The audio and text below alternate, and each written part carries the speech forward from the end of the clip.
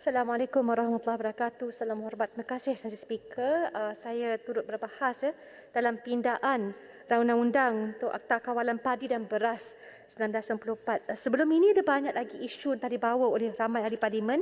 Saya nak bangkitkan dalam industri padi ini antara yang mendapat subsidi terbesar oleh kerajaan. Kalau lihat daripada tahun 2011 hinggalah sekarang antara 33 hingga 40% rangkuman bajet daripada MAFI. Justru kita mahukan setiap dana yang disalur ini mencapai sasaran atau targetnya. Saya pohon kalau kita boleh lihat secara multidimensi. Sebuah laporan Khazanah Research Institute menyatakan kalau kita fokus sangat kepada penghasilan, that means production, sekarang disebut 75% self-sufficient level. I think that's the target by the ministry. Ada akibat yang mungkin tidak membantu golongan petani kerana kita juga kena lihat kepada kualiti benih itu sendiri, dari segi tracing sumbernya di mana, dari segi sustainability adakah mesra alam ataupun petani-petani tak dapat akses kepada racun yang berkualiti sehingga menjadikan diri mereka mudah diracuni. Ada temu ramah juga dibangkitkan dalam laporan tersebut. Disebut oleh beberapa orang petani, kami tak boleh baca bahasa asing dalam paket racun, maka kami gadai nyawa untuk menggunakan racun haram. Jadi pada saya penting untuk kementerian melihatnya secara multidimensi kerana kalau kita tertumpu sangat, contoh target dan agenda Menteri Besar Kedah 5 kali setahun yield hasil memang itu yang kita mahukan. Pada masa yang sama kita kena lihat secara holistik dan multidimensional.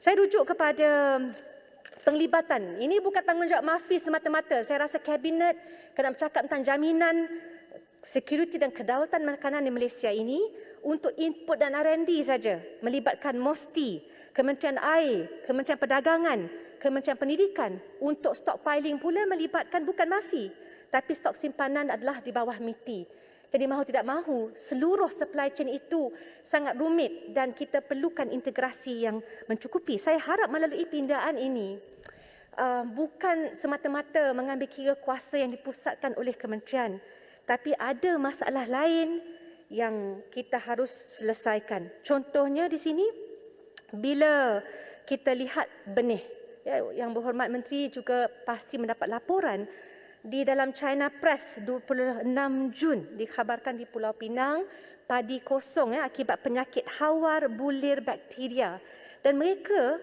semua petani semua diberikan oleh IADA MR297 benih ini yang telah diperkenal sejak 2016.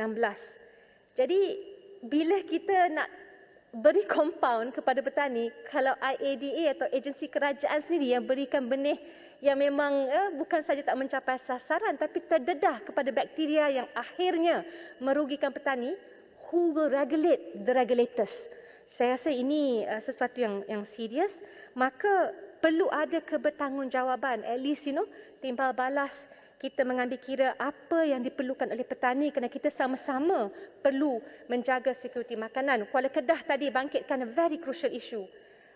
Walaupun saya faham kita nak mereka mengikuti garis panduan dan sebagainya, tapi benih itu, that is a crucial point yang harus kita tangani.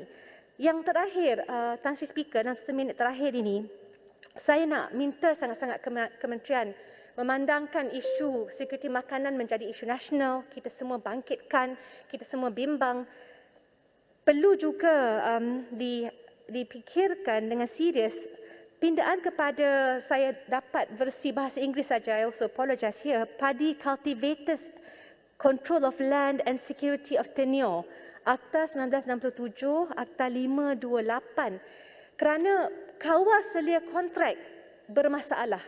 Rata-rata kalau di Permatang Pauh, saya pasti di negeri-negeri lain, isunya selalu pemilik tanah dan penyewa, dia ada perjanjian kontrak mulut. Dia buat perjanji mulut je, dia tak ada secara bertulis hitam dan putih.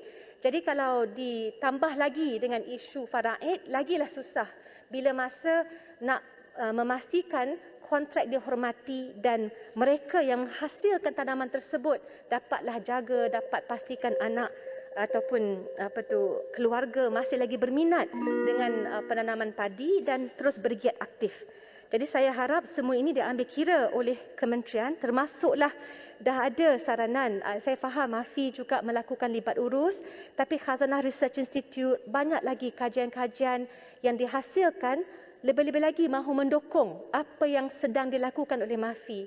Hanya saya juga mahukan kita menggunakan pakai teknologi ini bukan semata-mata nak tunjukkan dari segi penghasilan, tapi blockchain contohnya, ya, yang boleh membantu para petani dan juga kerajaan dan mereka yang bertanggungjawab kalau beri benih yang tidak sebaik mungkin. Terima kasih, Tan Sri Speaker. Saya harap dapat dijawab oleh pihak MAFI. Terima kasih Yang Berhormat Alor Staf.